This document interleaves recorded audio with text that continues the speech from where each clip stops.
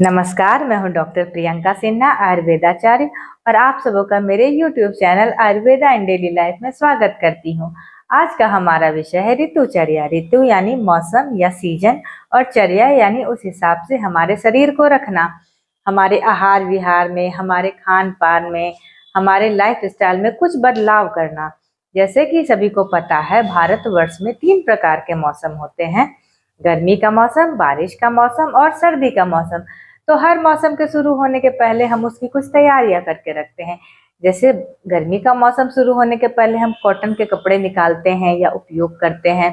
सर्दी का मौसम शुरू होने के पहले हम वूलन कपड़े की तैयारी करके रखते हैं, और बारिश का मौसम शुरू होने के पहले हम छाता या रेनकोट की तैयारी करके रखते हैं।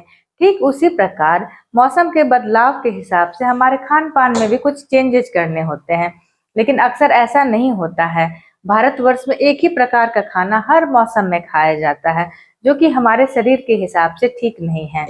काफी बार जब सीजन चेंज होता है, जिसे हम ऋतु संधि काल कहते हैं, उस मौसम में खास करके बहुत सारी बीमारियां बढ़ने लगती हैं। खास करके छोटे बच्चों में सर्दी, खांसी, बुखार, या फिर जिनकी उम्र ज्यादा हो, जिनकी इम्यूनिटी कम हो, उनमें ये देखने को मिलता है। तो ऋतुचर्या का मुख्य उद्देश्य होता है हमारी इम्यूनिटी को बढ़ाना, हमारे धातुओं को पुष्ट करना, हमारे अग्नि को प्राकृत रखना, और अगर हम बीमार हुए भी हैं तो उस बीमारी से हम कैसे जल्द से जल्द ठीक हो सके। जैसा कि हम सभी जानते हैं, एक साल में 12 महीने होते हैं। अंग्रेजी कैलेंडर देखें तो जनवरी से लेकर दिसंबर तक, और हिंदी कैलेंडर पंचांग देखें तो चैत्र से लेकर फागुन तक, और 2 महीने का एक ऋतु होता है। इस प्रकार 6 ऋतुएं होती हैं, जिसे हम चार्ट के माध्यम से समझते हैं: शिशिर, वसंत, ग्रीष्म, वर्षा, शरद, हेमंत। इसमें जो पहले 3 ऋतुएं हैं, शिशिर, वसंत और ग्रीष्म, इसमें सूर्य की दिशा उत्तरायण होती है।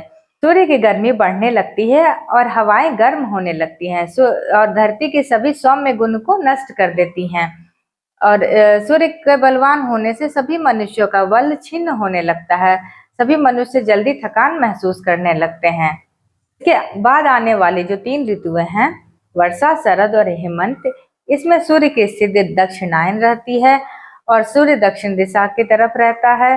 चंद्रमा का गुण बलवान होता है, और जिसके कारण सभी मनुष्यों के बल में वृद्धि होती है, सभी मनुष्यों में हर्षोल्लास बढ़ता है, और पृथ्वी पर शीतल हवाएं चलती हैं, जिसका कि हमारे शरीर पर अनुकूल प्रभाव पड़ता है।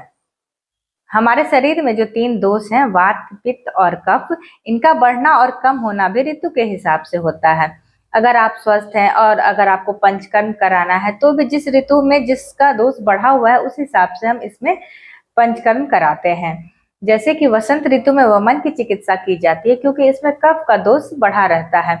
शरद ऋतु में पित्त का प्रकोप रहता है, इसमें इसलिए विरेचन करने को बताया गया है। और वर्षा ऋतु में वात का प्रकोप रहता है, इसमें आप वस्ति की चिकित्सा ले सकते हैं।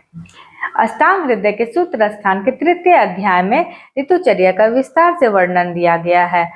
जैसे कि अभी ग्रीष्म ऋतु चल रहा है, तो अगले वीडियो में हम इसका विस्तार से वर्णन करेंगे।